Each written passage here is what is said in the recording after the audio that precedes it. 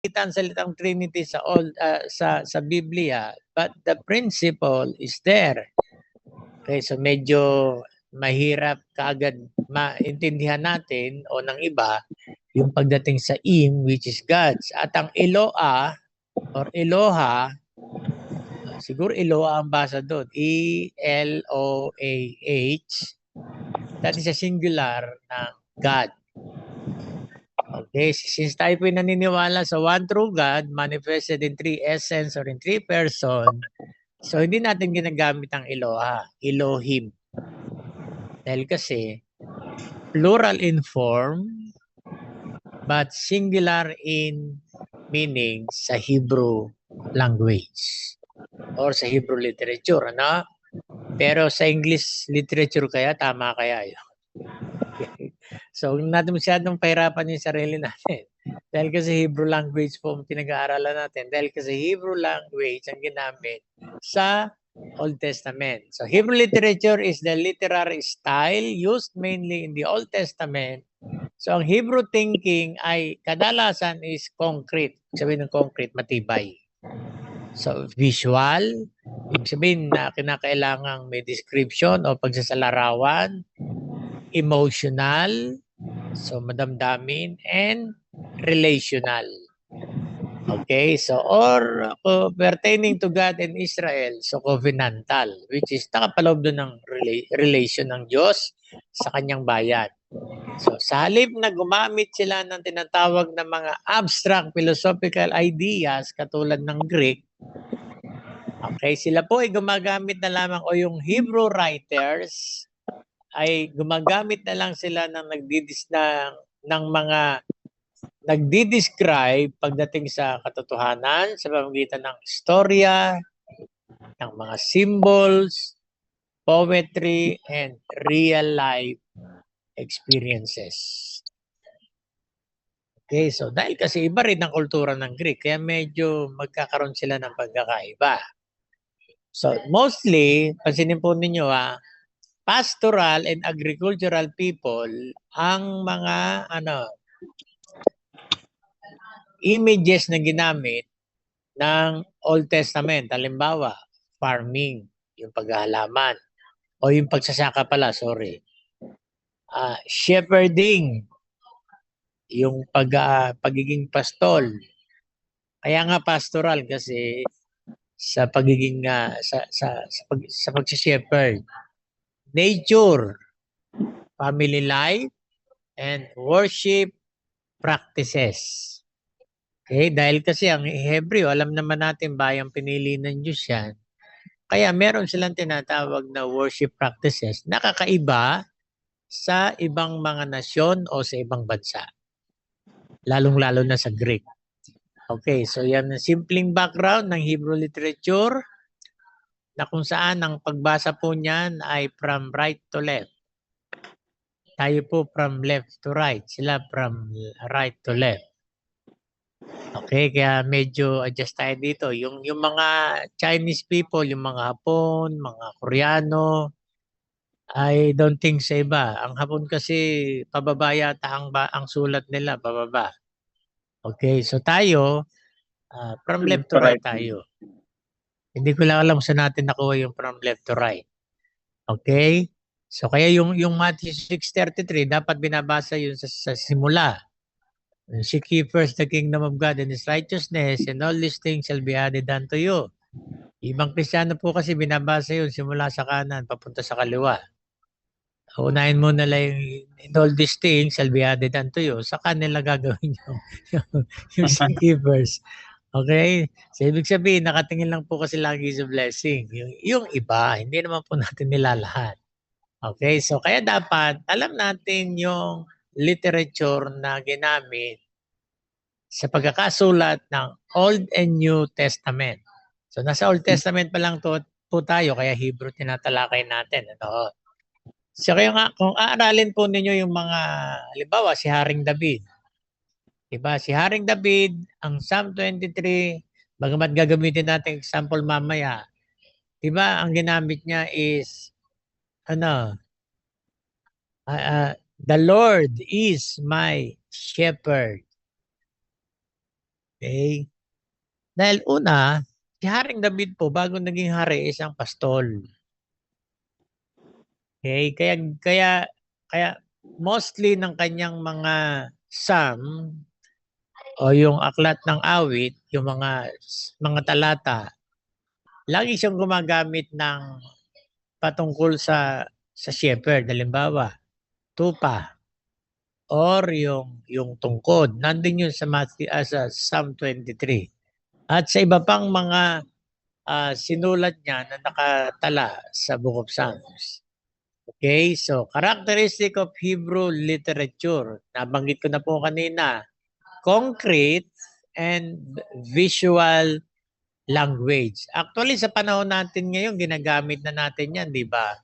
Kaya meron na tayong, nung una, yung visual art. Ang ginagamit lamang po dyan ay yung kartolina o Manila paper. So, either kung magaling mag-drawing, do-drawing na lang niya, o kaya naman maggugupit ng mga bagay na may kaugnayan doon sa kanyang ituturo, ile-lecture para meron tinatawag na visual aids, madaling ipaliwanag. Okay, kaya nagpapasalamat po ako dahil kasi nauso po yung PowerPoint presentation saka yung tinatawag na infographics dahil kasi madali na sa akin ang gumawa ng mga visual aids. Unang-una kasi hindi po ako marunong mag-drawing. Kaya hindi ko kayang isulat in drawing kung ano man yung gusto kong i-express sa aking ituturo. Ngayon kasi meron ng tinatawag na mga images. So kukunin mo na lang ito sa internet. Okay, pero ganun pa man, something similar pagdating sa, kaya lang mas concrete at mas vivid po yung sa sa Old Testament dahil kasi talagang ah mas naiintindihan talaga nung mga babasa. Okay, so Hebrew literature paints picture in the mind. It uses visible and practical images to explain spiritual truths. Ginamit ko na po kanina. The Lord is my shepherd. Sinabi ko na kanina. The Lord is my shepherd. So, ang Panginoon hindi naman siya literal na shepherd. Okay, so ano ibig sabihin po nito? God is compared to a shepherd caring for sheep. Okay?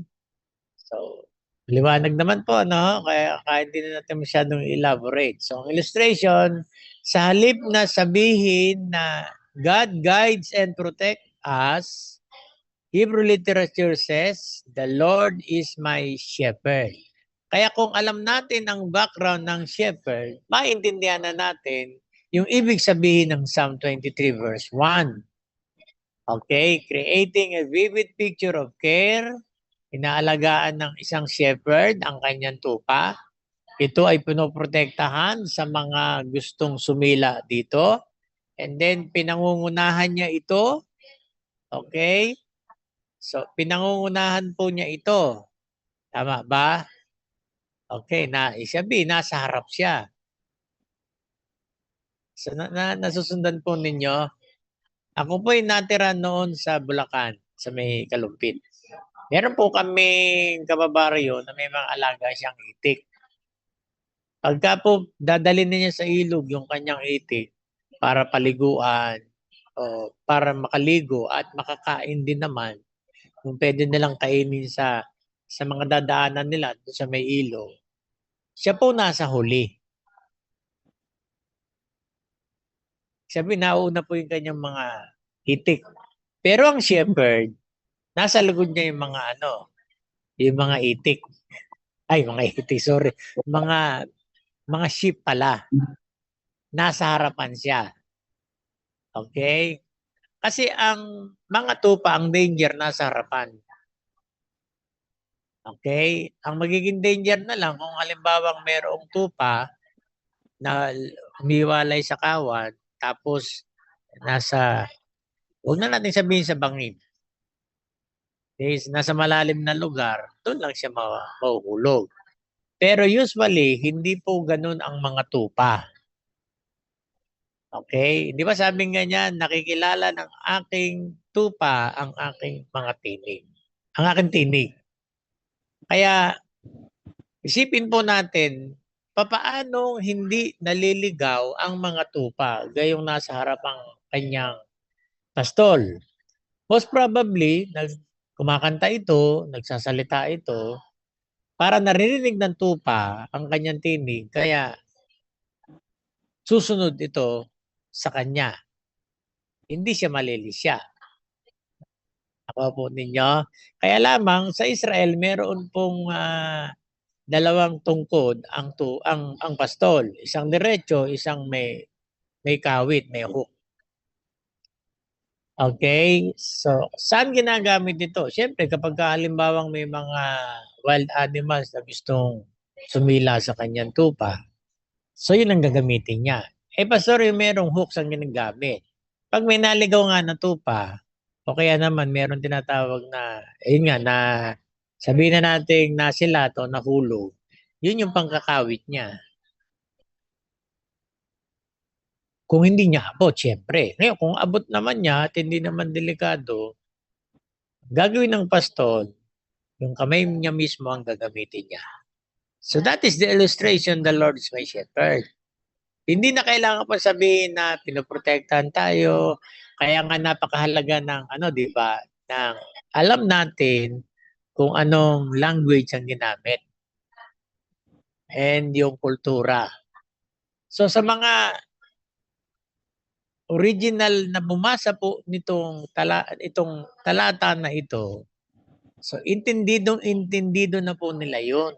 Hindi na kailangan ipaliwanag pa sa kanila. So sa atin, so hindi naman tayo pastoral and agricultural eh. Siguro pagdating sa agriculture pwede. Pero pagdating sa pastoring, hindi natin kultura yung tinatawag na shepherding. Meron tayong tinatawag na nag-aalaga ng baka, nagpapastol ng baka, nagpapastol ng kambing, but not the usual culture nating mga Pilipino. So depende na lamang po siguro sa ibang lugar.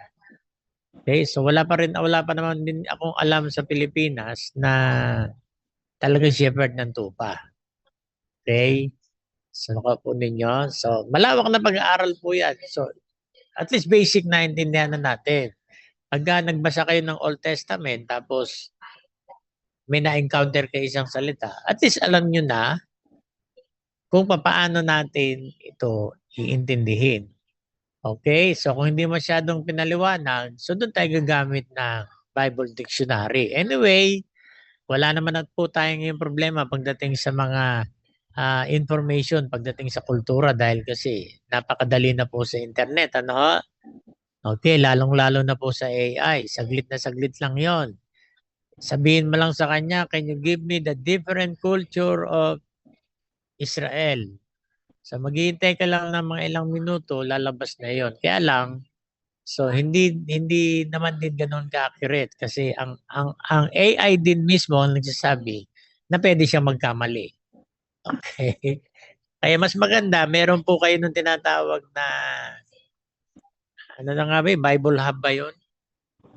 Meron pong ano 'yon eh, marami po pwedeng gamit po 'yun, hindi lamang Biblia, kundi yung mga Greek and Hebrew language, makikita nyo po doon, i-click lang ninyo yung Hebrew o yung Greek language, lilitaw na po yung tinatawag na Greek translation o Hebrew translation ng talatang pinag-aaralan po ninyo.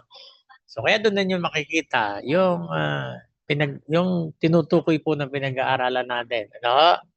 So then, poetry and emotional expression ng Hebrew language. Pag sinabing poetry, patula or madamdamin. Okay, so Hebrew literature expresses deep emotions as joy. Take note, joy, hindi happiness. Kasi medyo mababaw po yung happiness. Ang happiness po kasi yung happy, nakadepende po ito sa outside factor. Okay, may bago kang damit, bagong sapatos, bagong gadget, masaya tayo. Pero pag naluma na yung mga bago na yan, the same Happiness ba ang nararamdaman natin or wala na? Tama? So yung joy kasi, inner yan. Inner po yan. Yung sa kalooban po natin. Kagalakan. At isa sa bunga ng Espiritu Santo is joy. Inner joy. Kaya kahit na dumadanas ka ng tinatawag na problema, o mga nasa matinding pinagdadaanan ka, so yung kagalakan na binigay ng Panginoon sa puso natin, nandoon pa rin yun. Okay, dahil galing po yun sa Diyos, hindi nagbabago po yung ano nito, yung degree. Ang nagbabago lang yung ating expression. But the joy na binigay ng Diyos, hindi po nagbabago yun. Ganyan ang mga Hudyo, ang ganyan ang tinatawag na Hebrew literature. Pag sinabing sorrow, mas malalim din yan sa tinatawag na sad. Okay, nakuha po natin. So yung repentance, mas malalim yan sa tinatawag na sorry. Okay? Pagka ginamit natin ang salitang repentance, medyo mabigat ang sitwasyon. Sorry kasi napakababaw po noon. Halimbawa, hindi mo sinasadya, may natapakan ka. Ay, sorry po, hindi ko po sinasadya. Okay? Pero kung gumawa tayo ng kasalanan sa Diyos, sasabihin ba natin, sorry Lord kasi ah nangupit po ako. Okay. So pagka nagkasala tayo sa Panginoon, so kapatawaran ang hihingi natin. Lord, patawarin mo po ako dahil kasi kamali po ako o nagkasala po ako. Okay? Kung mga slight lang na halimbawa, may slip of the tongue at talagang hindi mo naman intention, pwedeng sorry yon. Ay, sorry po Lord. Hindi ko po sinasadya yung nasabi ko. Pero kapag halimbawa offending sa Panginoon, hindi po pwedeng sorry. Kasi mas malalim na paghingi ng ano yun, ng tawad sa Diyos. Pag sinabing repentance, change of mind. At hindi mo na uulitin yung ginawa mo. Ngayon, kung halimbawang inulit pa, hindi ka nag-repent. Hindi tayo nag-repent. So yung fear naman na ito, okay, so bilang Kristyano, normal pa rin naman o valid pa rin naman, okay, na makaramdam tayo ng takot. Bakit? Tao pa rin tayo eh. Tama ba? Kaya alam mo, wag nating hayaan na ang takot na ito ay kumontrol sa atin. Pero may positive effect naman ng takot. So depende sa takot. Halimbawa,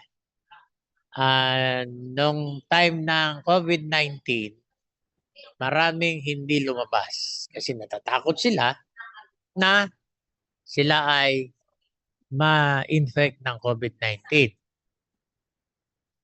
Yung takot na iyon, medyo maganda yun. Kasi takot ka na magkaroon ka ng isang bagay na kung saan hindi hindi kaaya-aya.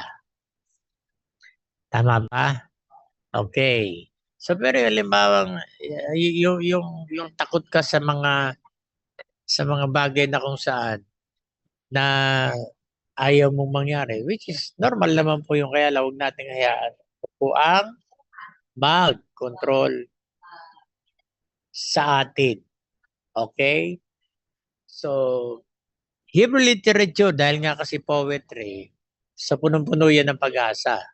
Kahit na meron pong mga nababasa po tayo sa Book of Psalms, mostly, pero sa dulo po ng Book of Psalms na ito, o kahit na anong talata na ito, there is hope na ini-express yung writer. At syempre, dahil kasi Hebrew po pinag-aaralan natin, hindi mawawala ang worship. Okay? So, hindi po mawawala ang worship. So, this is especially seen in the Psalm o Psalms, Book of Psalms. Okay? Dito medyo nakaka-confuse eh. Ano ba talaga? Sabi nung iba, Psalms o Psalm? Okay, so Book of Psalms. Kasi yun ay collection ng Psalm. O Tagalogin na lang natin. Aklat ng mga awit. Kasi punong-puno itong mga talata. Yung bawat talata na ito is considered as actually yung chapter ang awit. Okay, so sa atin yan ay salita, di ba? Sa Hebrew, awit yun. Okay? Kaya siguro dapat i-research natin kung paano itong sa Book of Psalms, ano, kung paano nila inaawit. Okay. So nakuha po natin. Kaya ganun, napakahalagang alamin natin, maging ang kultura. Kasi baka mamaya yung ginagawa natin ay hindi na po nakaayon sa kultura natin at sa kultura na lang pala nila applicable po yun. Ano? So halimbawa, si Haring David ay madalas ay cried out honestly before God. Why are you so downcast, O my soul? Ito'y lagi ko pong ginagamit sa preaching kapag halimbawa kailangan. Kasi iba, pastor, hindi po ako makapag-pray kasi masama ang loob ko. Hindi po ako makapanalangin kasi hindi po ayos yung aking kalooban. Tama po ba?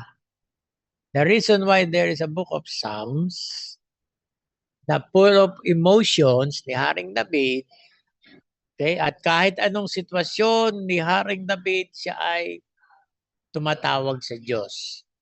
Sabi ko po sa kanila, yun nga masarap manalangin eh. Yung galit na galit ka. Okay? Tama? Kung galit na galit ka, mas masarap manalangin yun. Bakit? Sige, meron ka, galit na galit ka. Kung pupunta ka sa isang tao, sa iyong kaibigan, sa kapwa mo, okay? Hindi naman totally o hindi ka naman matutulungan talaga in a sense dahil kasi baka mamaya yung kagalit mo, kagalit din niya, magagatuhan pa niya. Ay, si ano, masungit nga yun. Kaya ako, naiinis din ako dun eh. Tama ba? Okay. The best thing na gawin po natin kahit anong sitwasyon ng ating kalooban, nagagalit tayo, masama ang loob natin, sa Diyos muna tayo pumunta. Kaya nga may Book of Psalms eh, nandun si Haring David na halimbawa, pansinin ninyo, bakit ka nalulungkot aking kaluluwa? Tingnan nyo yung kinakausap niya yung sarili niya, di ba? Tama ba? Why are you so downcast, O my soul? Alam nyo kadugtong niyan? Put your hope in God. Hindi ba? Pagka tayo medyo nadi-discourage, ang hinahanap natin, encouragement. Hindi sa lahat ng pagkakataon available po yung mga tao na kung saan ah lagi nating pinupuntahan, lagi nating nilalapitan sa mga panahon o sa mga sitwasyon na kung saan medyo feeling low o sad tayo, di ba? Tama ba? Sabi ko ganyan. Okay, sige, galit na galit ka, pumunta sa Panginoon, sabihin mo, Lord, nagagalit po ako. Hindi bago ka matapos sa iyong pakikipag-usap sa Diyos, sabi ko sa kanila pong ganyan, yung galit mo nung ikaw'y lumapit sa Panginoon, nabawasan na yon. Hindi man totally mawala yung galit mo kung kanino mang galit yan. Dahil kasi ang Diyos ang una mong nilapitan, hindi na ganun yung degree ng galit mo nung lumapit ka sa Panginoon. Tama ba? Eh, Pastor, kasi nadi-discourage ako eh. Si Haring David nadi-discourage sa Psalm 42. Pero in-encourage niya yung sarili niya, di ba? The reason why there is a book of Psalms, para kahit ano ang emosyon natin, pwede tayong lumapit sa Diyos. Bakit? Naiintindihan ng Diyos yung ating nararamdaman. At ang Diyos ang masigit na may kakayahang ayusin ng ating nararamdaman. Okay, sige, gumagamit ang Diyos ng mga tao. Pero ang point dito, yung sa Diyos mo na pupunta before anything else. Tama po ba? So what's the point? Yung emosyon natin, pwede naman nating i-pour out sa Panginoon yan kahit anong emosyon yan eh. Okay, sorry po. Nagalaw. Tama ba? Okay. So, kailan ka lalapit sa Panginoon o paano maayos yung kalooban mo? So, kaya yun ang ibig yan ang tinatawag na Hebrew literature. Punong-puno siya ng tinatawag na emosyon o ng tinatawag na damdamin. Sabi nga yan, no, Hebrew literature teaches that God welcomes sincere human emotions. Ako po ninyo, pastor, paano kung halimbawa may galit ako sa isang tao? Pwede pa rin lumapit sa Panginoon. Kasi nga, di ba sabi nga niya, no? Sincere human emotions. Minsan nangyari to eh, natisod yung isa sa kanya, sa isang kapatiran. So, pumunta siya doon sa ano, sa kanyang, alam niyo ba yung minsan hindi maialis na sa loob ng church, meron tayo parang BFF na natin, di ba? So, punta siya ron. Alam mo, system, natitisod ako eh. Kanino? Ganito. Ay, ako rin natitisod doon. Ah, so, di nagkatisuran na lang. Okay? So, tayo, normal lang meron tayong ganong damdamin dahil kasi tao lang tayo. Pero huwag nating hayaan na yun yung maging hadlang. So, gamitin natin iyon para lumapit si Diyos. Kaya merong Book of Psalms. Kaya kailangang aralin natin to kasi it is full of different emotions ni Haring David na kung saan Diyos ang lagi niyang nilalapitan. So, nakita na natin yung ano, di ba? Ah, yung interpretation ng Book of Psalms. Tama ba? Okay, so meron lamang tayong kailangan pang bigyan ng pansin dyan para nang sa ganon ay mas lalo nating maunawaan. Okay, so parallelism. A major feature of Hebrew poetry is parallelism. Sabing ganyan, when two or more lines relate to one another. Okay, so hindi may encounter tayo lalong-lalo na sa Book of Psalms at sa Proverbs na parang somewhat hindi sila magka-rhyme, di ba? Okay, so mamaya malalaman po natin yan. Okay, so parallelism, may types of parallelism. Okay, synonymous parallelism. Pag synonymous, ibig sabihin magkasing kahulugan. Tama ba? So the second line repeats the same thought deliberately. So inulit lang niya para bigyan ng tinatawag na emphasis o diin yung unang sinabi niya. Psalm 19 verse 1, the heavens declare the glory of God, the skies proclaim the work of His hand. So, the same idea lang. Describing how God works for His glory. Okay? So, parang yung ano lang po yan eh. Tayo ay nilikha, o English na natin para mas medyo maliwanag. We are created according to the image and likeness of God. Magkaiba ba ibig sabihin ng image saka likeness? Magkaiba sila ng word, ng spelling. Pero yung isa lang ibig sabihin nun. In-emphasize lamang nung pangalawang word, yung tinatawag na unang word which is image, but no added meaning. Okay? No added meaning po ito. Walang ibang kahulugan. So, parang hindi pala parang, ni-reinforce lang niya yung unang salita. Okay. So, another types ng anang parallelism, antithetic parallelism. So, ito na yung magka-contrast. Okay? Yung una, nire-reinforce niya yung tinatawag na yung unang salita Doon sa salitang ginamit na pangalawa.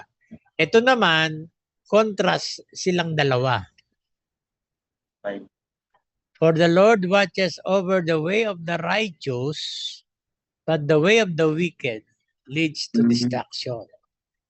Binabantayan, sinusubaybayan, okay, ng Diyos ang gawi ng mga matuwid, pero yung gawi ng mga masasama ay papunta sa kapamakan.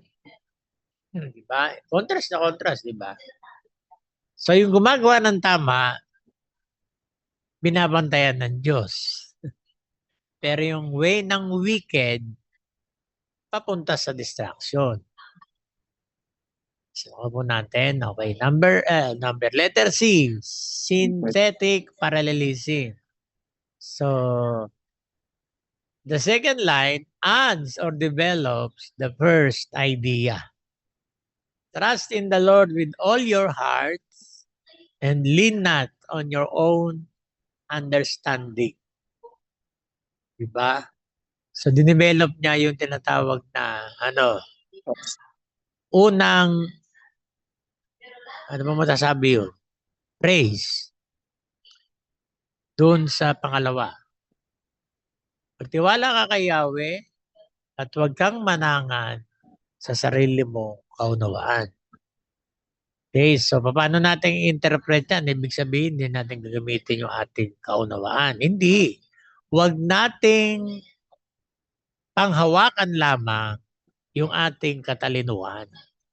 Kundi yung katalinuhan natin, kilalanin natin ng Diyos para yung gagawin natin ay magiging maayos. Ulitin natin ulit. Trust in the Lord with all your heart and lean not on your own understanding. Ibig sabihin, pwede pa rin natin gamitin yung katalinuhan natin. Kasi galing naman sa Diyos yan. Kaya lang, wag lang ito ang panghawakan natin. Kasi nagkakamali tayo, di ba? So ipasakop natin yung ating katalinuhan sa Diyos. Anong kasunod nung and lean not on your own understanding, and I will make your path straight. Okay, so number 4, pagdating po sa Hebrew literature, ang kanyang karakteristik, symbolism and figurative language. Okay, so ito na, symbolism and figurative language. Okay, so hindi natin meron tayong tinalakay, di ba, na hindi yung allegorical, kung di po ko nagkakamali. Nakadalasang gumagamit ng mga symbol. Kaya lang, hindi natin sa lahat ng magkakataong gagamitin to. Pero dito, okay, symbolism and figurative language, hindi yung salita. Halimbawa, yung light. Ang meaning ng light sa Hebrew is truth and holiness. So, depende sa gamit para maging truth ang ibig sabihin niya o holiness. Diba? Context determines the meaning ng word. So, kaya napakahalaga na aralin nga natin. Kasi nga, meron tayong tinatawag na sa Hebrew, same like ng Greek, merong isang salita na pwedeng dalawang kahulugan. Okay, so darkness. The figurative o symbolizes sin or evil. Okay? So kaya kapag ka Pastor, meron akong nakita kanina sa pangitain ko isang malaking lalaki. O kaya meron akong nakitang ulap, Pastor, nung nananalangin o nung nagpupuri po tayo. Anong kulay? Maitim po masama yun. Hindi maganda. Okay. Pagka sinabi niyang nakakasilaw po sa puti, Pastor. Good sign. Kaya titignan natin yung ating mga panaginip o ating pangitain in line with the Bible. Kasi kung wala iyon, o kung hindi iyon nakalinya sa sinabi ng Biblia, medyo maging maingat po tayo kasi baka mamaya yung panaginip natin, kulang lang tayo sa sa paligo o kaya naman buong ang isip natin. Okay? Dapat biblical siya. So bakit ko po ito sinasabi? Kasi yung symbolism. Okay, di ba? So yung iba ayaw nila ng ano ng itim. Kasi nakakunod yan sa tinatawag na darkness o kasamaan. Tama ba? Okay. So depende yun. Halimbawa, kung sa damit, posible, napaka-ano naman natin masyado, napaka-paranoid naman natin, ano? At medyo hindi na tayo, parang, parang dati lang din tayo. Sorry po. Tama, hiit. Tama po ba? Okay. So we're talking about the Bible at nag-uusapan natin symbolism pagdating sa Hebrew. Okay? Kaya yun yung po pwedeng ibig sabihin ng darkness. Okay, so depende rin naman. Kasi ang problema dito baka naman masyado nating nililiteral, ano? O kaya overly spiritualized naman. So kaya dapat alamin natin yung meaning para hindi tayo magkamali. So yung tubig, ano ang tinisimbolo ng tubig pagdating sa Biblia? Sa Hebrew, it means life or cleansing. Something similar din ito sa Greek. Okay? Dahil kasi kung salita ng Diyos sa pinag-uusapan natin, halimbawa, ang tubig kasi sumisimbolo rin sa banal na espiritu. Tama ba? At ang Biblia, o ang salita ng Diyos, isa sa simbolo po nito ay tubig. Bakit? Naglilinis. Hindi literal na naglilinis. And nagre-refresh. Di ba? Yan ang gamit ng tubig. Kaya lang hindi gamit ng pinag-uusapan natin. Meaning. Okay. Yung niya as a symbol sa Hebrew. So water, life, and cleansing. Okay, so meron tayo dito sa ating panahon na mostly yan ay kundi sa vision, sa dream. Okay? So meron isang kapatiran ditong nanaginip siya. Sabi niya, Pastor, Pastora, nanaginip po ako. Sa panaginip ko, harap ng bahay namin, tubig baha, yung umaagos. Okay? Sabi ko, pag tubig baha, ibig sabihin, marumi. Tama po ba? Marumi. Either, o depende, either pagsubok yan, problema yan, or kasalanan. Tama po ba? Kaya kung titignan po natin, nasa Biblia ba yun? Okay? So kaya dito natin makikita yung kahalagahan. Alam natin ang Hebrew literature. So nagkakaroon lang tayo ng tinatawag na interpretation. Okay, interpretation. Pero water sa Hebrew means life or cleansing. Fire, judgment or purification, or the presence of God. Tama ba? Pero usually ang gamit po nito sa Hebrew is judgment or purification. Siyempre, saan ginagamit ito pagdating sa purification? O siyempre sa ginto. Tama ba? Sa ginto. So bakit ito po nasabing fire also symbolizes God's presence? The burning bush. Diba? Nag-aapoy but hindi nakukonsume. Okay? Nag-aapoy pero hindi nakukonsume. Yun ang himala doon. Hindi yung biglang nag-apoy. Bakit? Kasi sa init ng temperature ng disyerto that time, normal sa mga tuyong dahon o mga tuyong puno na magliliyab. Pero ang tanong, yung bang nagliliyab, tuyong puno ba? Wala naman sinabi, di ba? Okay, basta sabi burning bush. So, understood na kapag ka burning bush, tuyo. Pero merong bush na sariwa. Tama po ba? Okay, the reason why hindi siya nakukonsume kasi yung presence ng Diyos yun na nag-contain doon sa bush na na nasusunog pero hindi siya nakukonsume. Okay, saan natin makikitang ito ay judgment? Kay Elias. Okay, kay Elias, nung hinamon niya yung 900 na propeta ni Baal, sabi nga niya, sige, maghandog kayo sa Diyos-Diyosan ninyo at maghahandog din ako sa Diyos-Diyosan ko.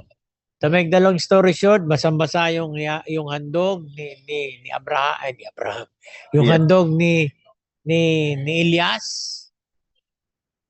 Then may bumabang apoy, sinunog yung Inupo. yung handog niya.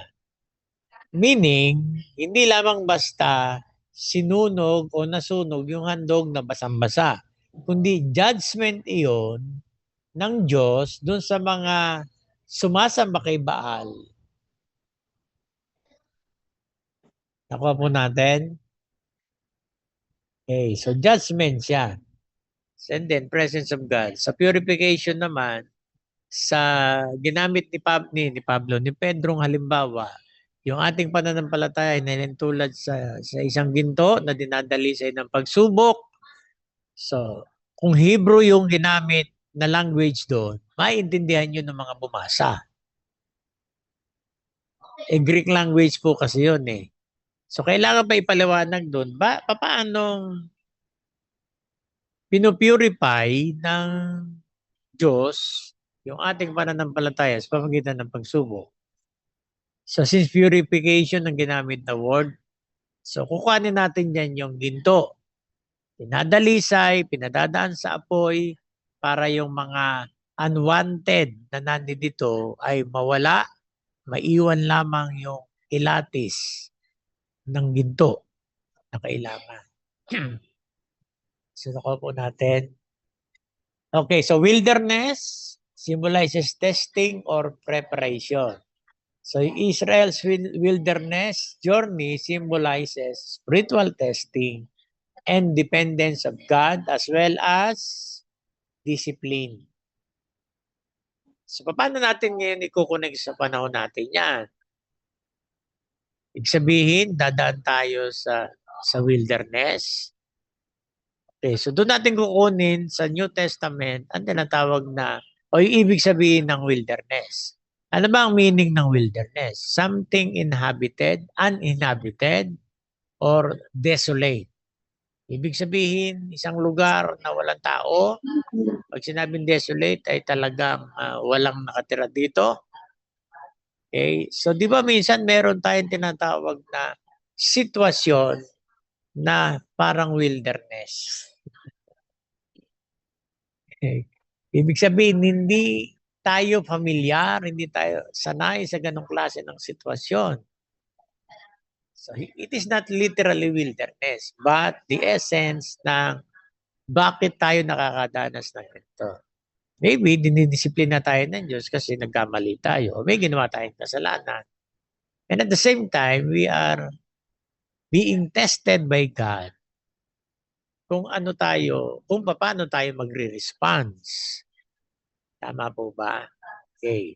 So, dependence sa Diyos. Kapag ikaw ay nasa sitwasyon na talagang hindi ka pamilyar, ano ang gagawin mo? Natural, magdidepende ka lang sa Diyos. Magdidepende lang tayo sa Diyos. Okay? So, kaya nakuha na natin yung di ba? Na-apply na natin. Pero hindi pa natin na-draw yung ibig sabihin talaga. Dahil kasi wala naman tayong pinag-aaralan talata pa. Nagbibigay lang po ako sa inyo ng mga sitwasyon para makita natin yung meaning ng symbol na ginagamit sa Biblia. But sa kanila, literal na po yung ginamit, di ba? Literal po na wilderness. Okay? Kaya meron akong sermon dati na ang title niya is God's University. Ano ang pangalan ng university? University of Wilderness. Okay? Bakit? Kasi 'di ba si Moises, bago niya nilabas ang bansang Israel sa pagkakalibing sa Egypt, saan siya hinubog ng Diyos? 'Di ba sa wilderness? Okay? Si Josue, saan siya tinrain ng Panginoon? During the time na naglalakbay ang Israel, sa wilderness. Okay? So sa kanila, naiintindihan nila yon. Pero sa atin, kung hindi natin inaaral, hindi natin naaralin, hindi natin maiintindihan yung ibig sabihin nito, yung timeless truth na nakapaloob dito, not the literal na wilderness. So nakuha po natin. Okay. Sa atin kasi, it is not the literal wilderness. Most of the time, the situation or the unfavorable circumstances. Okay? Sa panahon natin ngayon, wala naman ang wilderness na katulad na sa kanila eh. Most probably sa kanila meron pa dahil kasi disyerto.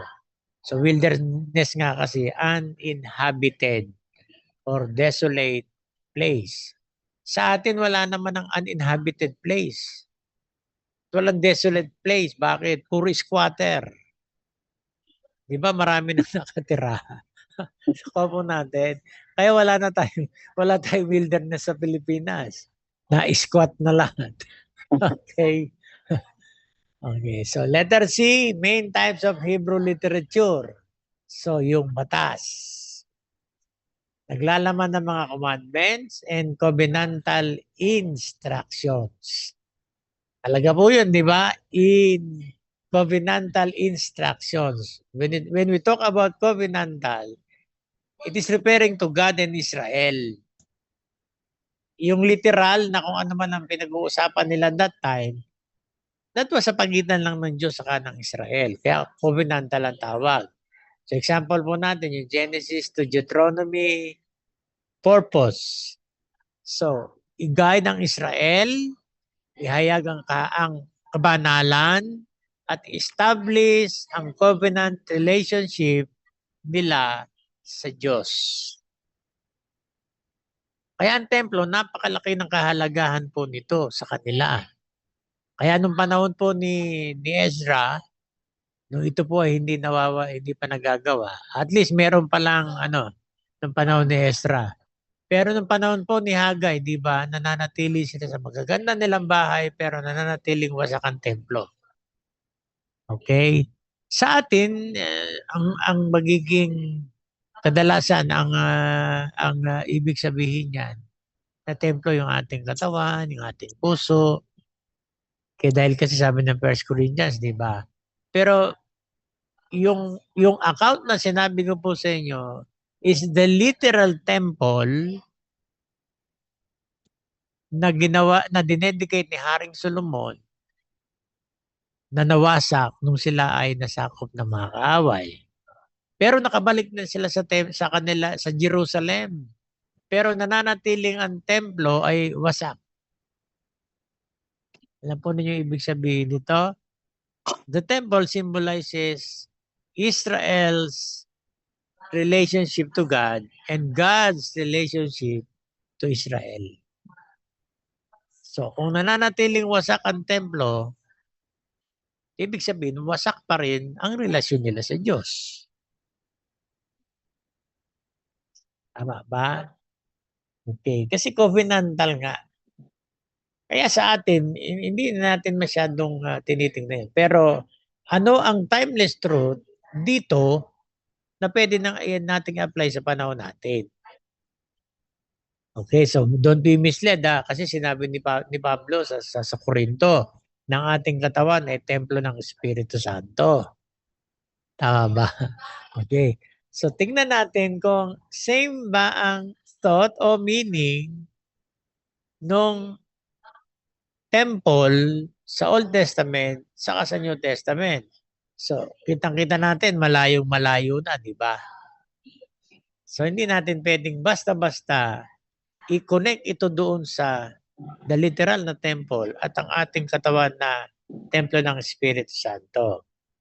So, kaya ito na po ibig sabihin nun, covenantal yun. So, meron yung kahulugan na naiintindihan ng gusto ng original audience, which is the Israelites. Kaya hindi natin pwedeng i-claim yung if my people, okay, called by my name, repent, turn away from their wickedness, and I will hear their prayer on this temple, the physical temple, which is covenantal. Okay? Covenantal po yun. We do not have the same covenant like the Israelites covenant sa Diyos. Kasi meron doon tinatawag na I will heal their land. Okay? Kasi nga kanina tinalakay natin, 'di ba? Agricultural sila. Kapag sila ay nasasakop ng kaaway, sila po ay dinadala sa kinakaptive po sila, naiiwanan nila yung kanilang lupain. So kung ilang taon silang nasa Babylonia, 70 years, ibig sabihin 70 years na hindi nagagalaw, hindi nalilinaw yung kanilang lupa. Kaya hindi magiging maganda ang resulta po nito. That's why sinabi ng Panginoon, I will heal your land. Kasi agricultural po sila. Paano natin i-claim yung the Lord will heal our land? Na nilalagay natin Pilipinas. Hindi, literal yun na lupa ang ihihil. Hindi bansa. Yung lupa mismo. Tayo kasi hindi naman tayo agricultural. Ibig sabihin, ang Nueva Ecija, agricultural dahil kasi rice granary of the Philippines yan eh. Tama ba? Kaso nga covenantal yun eh. Nation ang kausap ng Diyos. So pwede ba, hindi naman pa pwedeng kakausapin lang ng Diyos ang Nueva Ecija. Parang unfair naman yata. Ano? Okay, paano na yung Davao? Ang Davao may mga plantation din dyan. It's agricultural. Tama ba? Paano yung mga nasa syudad? Sa dagat. So nakakaupo natin. Kaya napakahalagang tingnan muna natin kung covenantal ba yan? Pertaining to God and Israel lang ba siya? So kukuhanin natin doon yung timeless truth. Hindi natin kukuhanin basta-basta yung literal na sinabi. Kaya yung mga batas sa Old Testament, tignan natin kung ano yung binding sa panahon natin. Okay? Isa lang naman ang alam kong binding sa panahon natin na kahit hindi na natin i-interpret, ano yun? Yung Ten Commandments. Ibig sabihin, yung universal law yun. Kahit sinabi ng Panginoon yun sa mga Israelites, universal po yun. Di ba? Huwag kang papatay. Alam ka naman, Israel lang ang sinabihan ng Diyos na huwag papatay. Lahat ng tao dapat huwag papatay. Kaya tingnan natin kung anong klaseng law. Okay?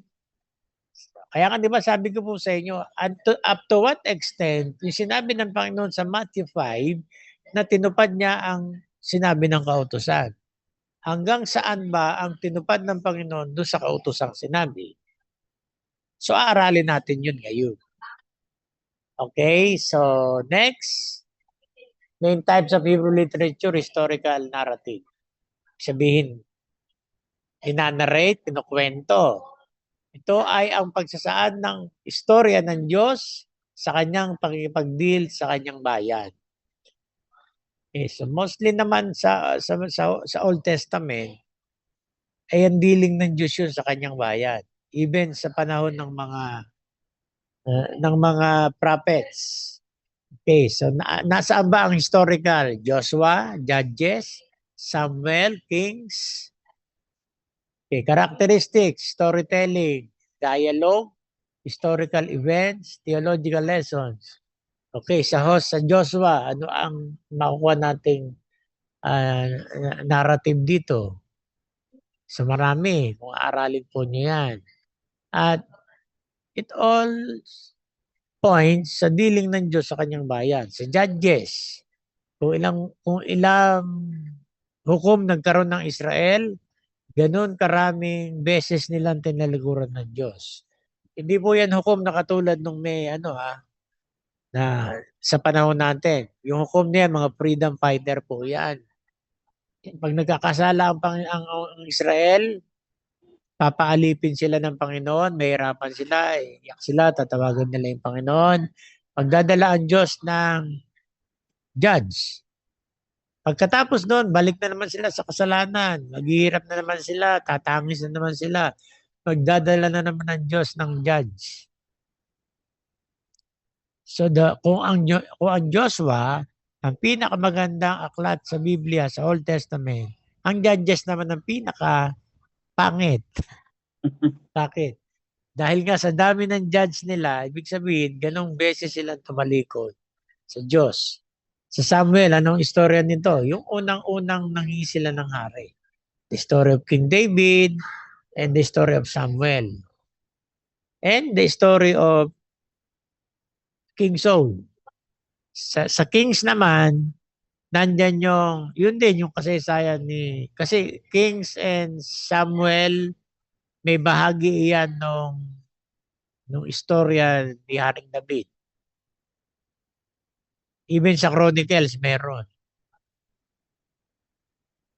So, nakuha po natin. So, mostly sa historical narrative, may mga usapan dun, may mga dialogue. Historical events, just like the story of David and Goliath. Theological lessons. So lahat ng pangyayari sa Old Testament, sa historical narrative, meron tayong makikita o meron niyang tinatawag na theological lessons. Okay, so halimbawa, ang alam natin, ang lakas ni Samson nasa buhok. Tama ba? Nasa buhok, di ba? Kaya nung ginupitan siya ni Delilah, ang kauna-unahang beautician o beauty parlor, nanghina siya. Okay. Alam kasi natin na ang kanyang lakas galing sa buhok. Hindi po. Kaya maraming nagkamali dito na gumawa ng sermon dahil kasi ang pinunto nila nasa buhok ni Samson ang kapangyarihan. Wala. Nasa obedience. Nasa pagsunod. Okay? Di ba mayroon tatlong binilin yung anghel doon sa magulang ni Samson? Ang isa rito ay huwag puputulin ang kanyang buhok. Okay? Huwag puputulin ang kanyang buhok. Bagamat hindi siya ang pumutol ng kanyang buhok, he play with temptation. Sinabi niya na pagka ginupitan siya, hihina siya. Totoo naman. Bakit? Kasi disobedience yun. Sabi kasi huwag puputulin yung kanyang buhok. Nag-disobey siya. Sinabi niya kay Delilah na pag pinutulan, hindi ibig sabihin na yun galing sa buhok. Kundi yung pagsunod niya na hindi puputulan to. So nakuha po natin. Okay. So disobedience eh. Kaya nung pinutulan yun, nanghina siya. It is because nag-disobey siya sa Panginoon. So nakuha po natin. Okay. So wisdom literature provides practical wisdom for living. Halimbawa, sa Proverbs, Ecclesiastes, yan po ay mga practical guide, hindi promise. Kundi practical guide, pag sinunod natin, kung paano ang gusto ng Panginoon na sundin natin to, so magkakaroon to ng good ano sa atin. But it's not a guaranteed promise. Practical advices po yan. Job themes includes wisdom, suffering, fear of the Lord, and the meaning of life. Yung fear of the Lord na ito, okay, nung nung ako ay nag-post nito, may kaibigan kami ni Pastora Americana na Methodist siya. Nung aking ano yun, the beginning of wisdom. Oh, the fear of the Lord is the beginning of wisdom. Nag-message siya, sabi niya, why fear the Lord? Pinaliwanag ko sa kanya, sabi ko sa kanya, ang meaning ng fear of the Lord, it doesn't mean frightened. So, the fear of the Lord, di ba? Meron tayong tinatawag na, yung kanina, sa halip na sabihin, ginaguide tayo ng Diyos, pinoprotektahan tayo ng Diyos, sinabi na lang ni David na, the Lord is my shepherd. So, ibig sabihin ng fear of the Lord is reverent. Yung tamang paggalang o respeto sa Panginoon, sa Diyos. Kasi nga yung Hebrew meaning, yung Hebrew language na ginamit eh. So, nung pinalawanan ko sa kanya, okay, I understand. So, nakabo natin. Kasi pag tinagalog natin yan, takot sa Diyos. Okay? Takot kasi sa Diyos ang ginamit. Tsaka sa English translation, fear of the Lord. So, sa original Greek language, ibig sabihin, revere the Lord. Ibig sabihin, irespeto o ang pagrespeto o paggalang sa Diyos ang simula ng tinatawag na wisdom. Okay, nakaupo natin. And then, yung tinatawag na meaning of life. So, pinakita sa Book of Job, yung suffering man. Tama ba? Na hindi niya alam na merong isang storya na siya ang pinakabida pero hindi niya alam. Kasi pinagmalaki siya ng Diyos, di ba, kay Satanas. So, sabi ng Panginoon, sige, pwede mong gawin lahat ng gusto mong gawin sa Kanya, pero wag mo lang gagalawin ng Kanyang buhay. So, po natin. So, doon lang makikita na natin, limitado na ang kaaway. At hingi pa siya ng paintulot sa Diyos. But it doesn't mean naman na hinahayaan talaga ng Panginoon. Ano? So, di ba po, symbolism at meron po itong meaning. At yung tinatawag na yung tinalakay natin kanina, yung narrative at yung poetry. Okay, so poetry, patula, expresses worship, prayer, lament, and praise. So sa Book of Psalms, nasabi ko na kanina, ano, hindi ko na masyadong bibigyan ng pansin. So the poetry focuses on thought, pattern, than right. Diba meron tayong tinatawag na antithetic na parallelism. Walang sabihin, walang intensyon na ang sumulat nito o sabihin hindi binibigyang halaga o pansin ng Hebrew writer ang tinatawag na rhyme kundi yung thought pattern. So, kung ano may nakikita natin, yung thought pattern ang tingnan natin, not the rhyming. Okay, so prophetic literature, nabanggit ko na rin kanina, di ba? Messages from God through prophets. Nagpapakita rin yan ng dealing ng Diyos sa kanyang bansa. Mostly, ang laman po ng mga Book of Prophets is warnings, pagka halimbawa hindi sumunod, discipline, and then call to repentance, future hope. Kaya meron sa Jeremiah na I have plans for you. Ay, di ba? Nakuha po natin. So, dahil kasi ito yun eh. And symbolic visions. So, kaya medyo maingat din po tayo kasi gumagamit ng symbolic visions ang mga book, yung mga prophetic book. At titingnan natin kung ano ang ang main focus ng prophecy na ito para hindi natin ma-misinterpret.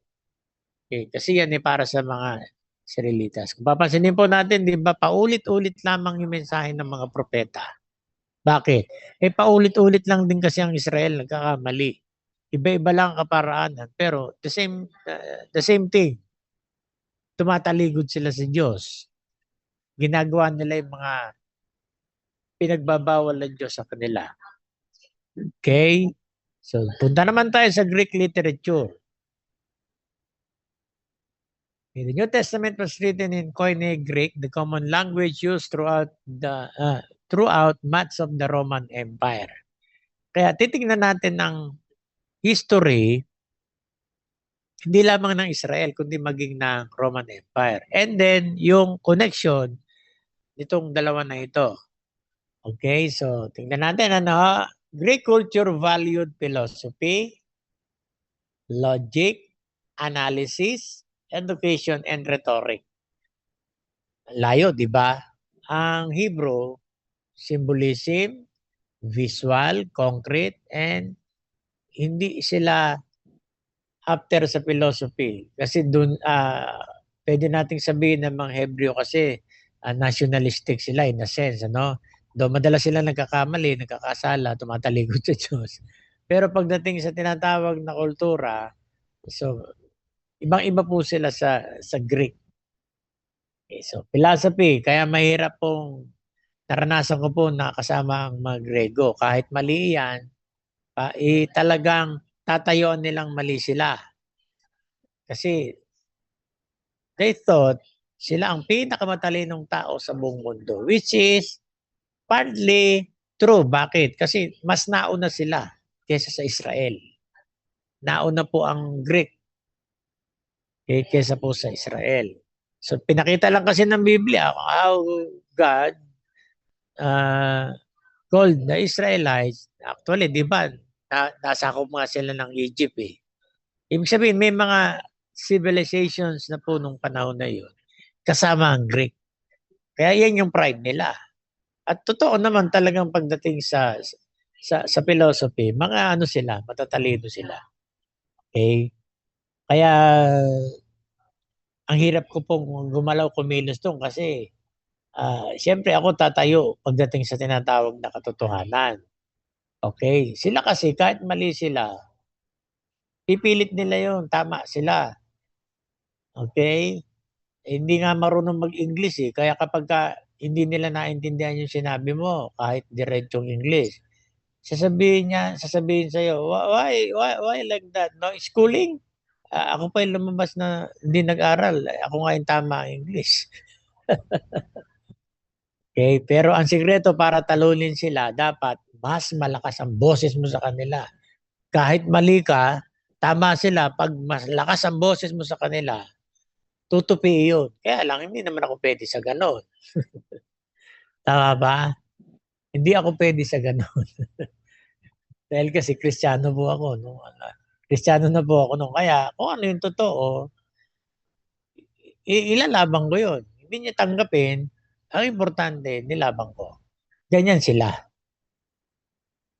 Kaya pansinin ninyo, lalong-lalo na yung mga sulat ni Pablo, di ba? Okay, so logic. Ang logic kasi, basta meron siyang tinatawag na yung thought niya, tama yun sa logic. Parang ganito po, uh, God is love. Love is blind. Therefore, God is blind. Logically right. Pero the truth is, no. So ganyan po ang Greek. Kaya kailangan nating aralin ang Greek literature. Kasi yun yung ginamit ng sinulat po ang New Testament. And then, analysis. Ibig sabihin, ina-analyze, tinitimbang, and then education. Alam natin education, educate, and then ibig sabihin ng rhetoric. Because of this, Greek literature often explains ideas carefully and systematically. Yun naman ang maganda sa Greek. Okay, carefully and systematic. Ang Hebrew po kasi more on nga, emotion, di ba? Tama. Sila yun, Hudyo yun eh. Religious kasi ang Greek. Ay ang mga Hudyo, religious sila. Kaya more on, ano sila eh, kahit sabihin natin madalas silang tumatalikod sa Diyos, pero more on dependent sila sa Panginoon. Pagka dumadating lang na parang magsasawa na sila, doon lang naman sila tumatalikod sa Panginoon. Pero pagka talagang sila ay nakaramdam na ng tinatawag na kahirapan, wala silang ibang tatawagan kundi yung Panginoon o yung Diyos. So nakapo ninyo kay Bahat. Kaya tinapo ninyo yung mga sulat ni Pablo kumpara sa sulat ng iba. I'm not comparing dahil kasi sinasabi kong mas magaling si Pablo, kundi yung Greek na language is very careful and systematic. Si Pablo po kasi ay isang dating Pariseo. Pinagkatiwalaan ng salita, kaya na-apply din niya yung kanyang pagiging Hudyo gamit ang Greek literature. Okay, nakuha po natin. Pansinin niyo yung Book of Romans, very pragmatic yun. Okay, a very demanding audience. Bakit? Sinulatan ni Pablo ang mga mananampalataya sa Rome na kung saan sumakop sa Israel during the time ng ating Panginoon ay nangangaral. At siya ay naliti sa Rome. Si Pablo, di ba? Kaya nga siya ang nakatupad nung go and make disciples of all nations and I will be with you to the very end of the, iba kasi very end of the age and very end of the world. So titingnan po natin yung ginamit sa you will be my witnesses in Jerusalem, Samaria, and Judea, and the outermost part. Yun po yung the existing na world then na hindi naman talaga mundo. Sabihin nation. Okay. Kaya nga, inaaral natin yung both literature para makorek na natin ngayon kailangan natin makorek. Okay? Kasi yung world, kahit na wala pang tao, yung ibang bahagi, mundo na yun. Di ba God created the heavens and the earth? So, wala pang nakatira dun sa una. So, nagkaroon ng Eva at si Adan, dumami na sila, dumami na. So, okay. So, yung tinutukoy doon yung end of the nation o yung dulo ng then world which is nation ang tinutukoy, which is kung saan si Pablo nakulong at doon siya pinatay. Kaya siya ang nagtapos ng yung sinabi doon sa ano. At umabot na yun, nagpasa-pasa na sa atin. Okay, so ang point natin dito, yung tinatawag na mga sulat ni Pablo ay very careful and systematic. So characteristic ng Greek literature, logical and analytical. Greek writing develops arguments step by step. Kasi ninyo yung mga structure ng sulat ni Pablo. Di ba? Ang argumento niya step by step. Ibig sabihin yung sinasabi niya step by step siya. Hindi katulad ng ibang mga aklat. Halimbawa, yung Book of Mark. Okay, si Mark kasi yung iniwanan sila Pablo pagdating sa ministeryo. At si Mark yung bata na biglang tumakbo nung panahon na si Jesus ay nagpapasa ng krus. Makikita niyo po yun sa Book of Mark. Pansinin yung Book of Mark, parang patalon-talon, di ba? Ito isang istorya, biglang parang tatalon sa ibang istorya. Hindi siya chronological. Kasi yun yung paraan ng nagamit sa kanya ng Panginoon nang isulat po yung the gospel according to Mark. So, full of action. Hindi siya nananatili sa isang lugar. So patalon-talon siya. Ano po natin? Kasi ganun ang ang karakter ni Mark na kung saan ginamit ng Panginoon. Kaya tayo, bilang mga mananampalataya, kung anong skills o karakter meron tayo, ganun tayo gamitin ng Diyos. Subukan po natin. Kaya kung ano meron tayo, doon tayo gagamitin ng Diyos.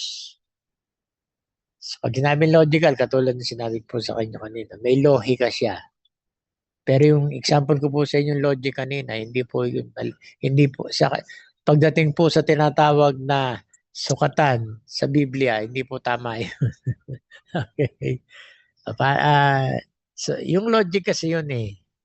Kaya sabi nung teacher namin noong college sa philosophy, eh, hindi ko hinihingi na maging tama talaga ang sagot ninyo. Sa akin, makita ko lang ang logic. Kasi nga, mahirap naman talaga ang subject na logic. Okay. Ewan ko lang sa iba, ako medyo nahirapan din kasi ko eh. Ngayon ko na lang siya naintindihan nung dito pagdating sa hermeneutics. Okay, so may rhyme kasi yung pagdating sa logic eh. Kaya nung nag-final exam kami, okay, so to make the long story short,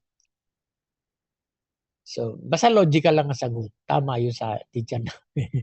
Pero sa Biblia, hindi pwede yun. Pero yung kanyang sistema, nakatulad ni Pablo, ginamit niya yun step by step sa logical. So four letters of the Roman explains human sin, justification, grace, and salvation logically. Pinakita muna niya na paano nag-aasala ang tao, and then ano ang tinatawag na solusyon sa kasalanan ng tao. So, nakuha po natin. Okay, so, di ba logical lang ang ano ni Pablo, presentation niya pagdating sa Rome, sa Romans. Kaya nga kino-consider na parang gospel lang ano eh, ang Book of Romans. Bakit? Kasi nandoon yung kung paano nagkasala yung tao, ano ang solusyon para sa naging kasalanan ng tao, at yung tinatawag na paano nagkaroon ng justification ng tao. Okay, so ang bottom line yan, kaligtasan. Hebrew literature often tells stories. Greek literature often explains doctrines. So, pero combine sila. Okay, so precise vocabulary. Greek language contains detailed and nuanced words. Sample, agape, sacrificial and conditional love. Tama ba? Sa atin kasi pag yung love, isa lang ibig sabihin nun eh. Pero sa Greek, ang meaning niya, sacrificial and unconditional. So tumutukoy kasi ito dun sa ginawa ng Panginoon. So sacrificial nga at unconditional. For God so loved the world. Wala siyang binigay na specific na group of people na maliligtas. Tama ba? Okay. Mahal niya yung mga tao sa sanlibutan. Kaya binigay niya kaisa-isa niyang anak. So sacrificial. That is the agape love. Yung phileo, brotherly friendship. Okay? So ito pwedeng maging conditional. Di ba? Pero kung i-apply natin yung sinabi ng Panginoon na love your enemy, so walang kondisyon. Agape yun. Kasi sabihin, hindi conditional eh. Hindi niya sinabi na mahalin mo lang yung kaibigan mo, mahalin mo lang yung mga malalapit sa'yo, mahalin mo lang nagmamahal sa'yo. Pero sabi nga niya kaaway eh. So, ibig sabihin, highest form of love pa rin ang gusto ng Diyos sa atin, which is agape. So, pero mostly tayo meron ito, brotherly friendship. So, eros, romantic love, between man and woman. Okay? So, other than that, mali na. Okay? So, eros, parang ang ano lang sa dinig, di ba? Pero romantic love ang ibig sabihin nito, yung pagmamahal ng opposite sex, hindi same sex. Romantic love, pwede rin usually sa ano yan sa mag-asawa. Apply, di ba? Kasi pag in-apply mo yan, halimbawa sa tinatawag na magkasintahan pa lang. So medyo parang ano siya, di ba? Okay. So storge, ibig sabihin family affection. So yan po ay ang gamit ng Greek word na love. So titingnan natin, baka mamaya yung halimbawa agape yung ating tema. Baka mamaya nakuha natin romantic love, eros. Kaya magiging maingat tayo kung hindi como puro love ang nakita natin, iisa ang ibig sabihin nun. Tignan natin ang Greek language. Okay. 1 John 21, Jesus asked Peter, nasabi ko na po ito. Hindi na natin masyadong i-elaborate yan kasi nagamit na natin yan. Bakit tatlong beses siyang inanong ng Panginoong Hesus, tinanong. So argumentative and persuasive style. Greek literature often reasoning, defense of truth, and persuasion. So kanina nasabi ko na yan. Pag sinabi persuasion, yun talagang siya ay makukuha mo, maiinganyo mo, makukot mo, mape-persuade mo. Ibig sabihin, ganun sila. So di ba si Paul ganun? May argumento muna siyang sasabihin. And then unti-unti, yung argumento niya may development hanggang sa makuha niya, ma-persuade niya yung kanyang mga kausap. Okay, so example, Paul frequently uses questions, explanations, and logical conclusion. Example, from Romans, shall we continue in sin that grace may abound? God forbid. Okay, so napakahirap i-interpret yan kasi ano yan kailangan kuhanin mo na yung whole context niyan. So, kung di po ako nagkakamali, ang usapan dito yung law and grace. Okay, binigay ang batas para yung tinatawag sa mga nagkakasala. Okay, dito naman, shall we continue in sin that grace may abound?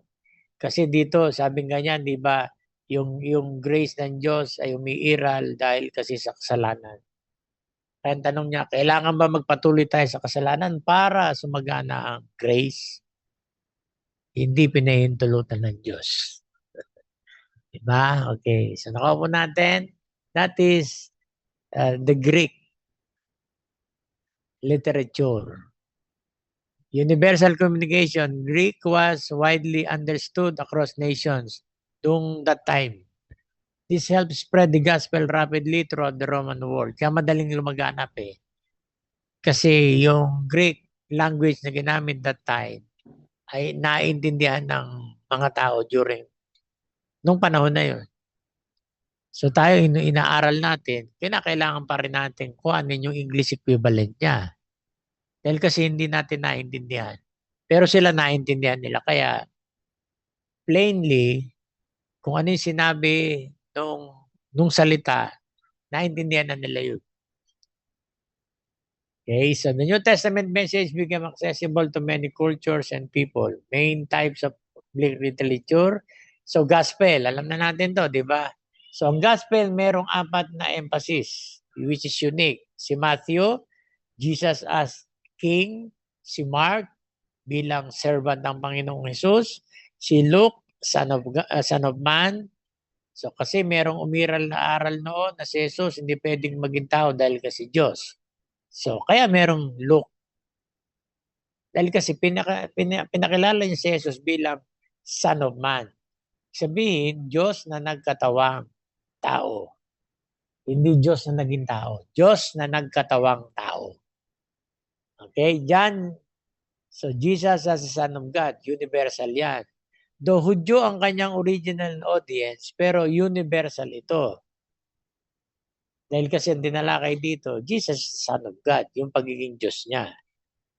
Dito naman, mga Hudyo ang kanyang audience, kaya inintroduce na si Jesus bilang son of Abraham and the son of David. Kasi yung pangako ng Panginoon sa bansang Israel pagdating sa Messiah. At ang pangako ng Diyos kay Haring David na ang scepter ay hindi mawawala sa Judah na kay Jesus pareho. So, epistles or letters written to churches and believers. So, yung mga bagay na yan, yung tinatawag na ginamitan ni Pablo na step-by-step na logic ng Greek.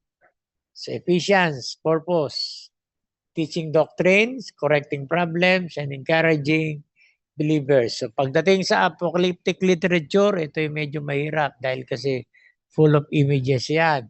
Hindi katulad po ng prophecy o ng mga prophetic book. So, kahit na gumagamit ng symbol or images doon, so yun ay intindido ng mga tao during that time o nung sinulatan ng kahit anong book ito. Pero sa Revelation, meron niyang tinatawag na mga beasts, trumpets, at mga heavenly visions. At para maintindihan po natin ang apocalyptic, which is Revelation, kinakailangan nating aralin, basahin ang Book of Daniel kasi magkaugnayan silang dalawa. Merong pinakita kay Daniel ng kahulugan ay nasa Revelation. Okay, so symbolic numbers. Kaya yung 666 na yon, wag ninyong i-take as literal na 666 yun. Symbolic lang po yung mga number doon. Ang literal lang na number po doon, yung 144,000, which is hindi maliligtas. Hindi ibig sabihin yun lang ang maliligtas. Kundi yun po yung 144,000 na mga Israelitas na hindi natatakan. Okay? Pero karamihan po doon is symbolic numbers. Ang purpose, to encourage believers during persecution and reveal God's ultimate victory sa apocalyptic. Kasi pinakita doon yung tagumpay ng Panginoong Hesus kasama ang kanyang mga binanal. Yung na-rapture, nabubuhay that time na dumating ang Panginoong Hesus at yung mga na-resurrect o yung mga namatay na mananampalataya. So sigurado nun tayo kasama sa resurrection. Unless na lang kung ang Panginoon dumating ngayon. Okay? Tama ba? Unless ang Panginoon dumating ngayon, kasama tayo sa rapture. Pero kapag hindi, doon tayo kasama sa resurrection. Importante, makakasama tayo. Okay? Kahit nasaan pa siya, importante kasama. Importance of studying Hebrew. Naano ko na po ito kanina pa. Pinakita ko na po sa inyo unti-unti ito by example and by explanation. So makakatulong ito sa biblical interpretation. Okay, mapiprevent tayo sa wrong interpretation. So ganoon lang naman yun eh. So reveals richer meaning. Katulad nung love, di ba? Alam lang natin dati, agape and phileo. Ngayon, 4 pala ang gamit sa Greek. So mayaman po ang mga salita ng Hebrew sa ng tinatawag na Greek. Kaya kailangan aralin po natin sila. Okay, so merong tinatawag na mayamang kahulugan. Tayo, kung ano ibig sabihin ng salita, yun na lang yun. Magbabago na lang yan pagka ginamit natin sa ibang sentence. Okay, so ginamit ito, yung another example, hindi puro love. Hebrew word shalom means more than peace. Alam lang natin kasi peace yan eh. Yung ibig sabihin niya. So sa Hebrew, sa Greek, ang Hebrew, which is magkaano po sila pagdating na po kaya titingnan din natin kung ano ang Greek equivalent ng salitang Hebrew na ito. So yung shalom, hindi lamang po peace iyan. Okay, kundi yung wholeness, yung kabuuan. Well-being, pagiging maayos. Harmony, parang yung sa kanta. Pag sinabing harmonious siya, hindi po sabog-sabog, hindi yung malakas ang gitara, malakas ang drums, o kaya malakas ang boses. Kaya ibig sabihin, nagkakatugma-tugma in harmony kahit iba ang ingay ng gitara, iba ang ingay ng bass guitar, iba ang ingay ng drum set, iba yung ingay ng boses ng kumakanta. Pag sinabing harmonious siya, masarap pakinggan. Kasi nagkaroon sila, meron silang harmony nga. Ang hirap kasi tagalogin ng harmony. Okay. Hindi sila nagsasapawan, kundi blend na blend ang kanilang sound na napoproduce. Okay? So, and completeness. Pagiging kompleto. Yung meaning ng cello. Strengthens preaching and teaching dahil nga kasi nakukuha natin ibig sabihin. Deepens appreciation for God's word. God's communicated through human language, culture, and history. Okay, so and literary form. So, kaya yan po yung mga comparison nila, di ba? So, nasa explanation naman na po yan. Anyway, pag natapos ko po yung handout, makikita nyo na rin naman po yan. Okay, so Hebrew and Greek literature together reveal the richness. Nabubulo na tuloy ako. Of the Bible.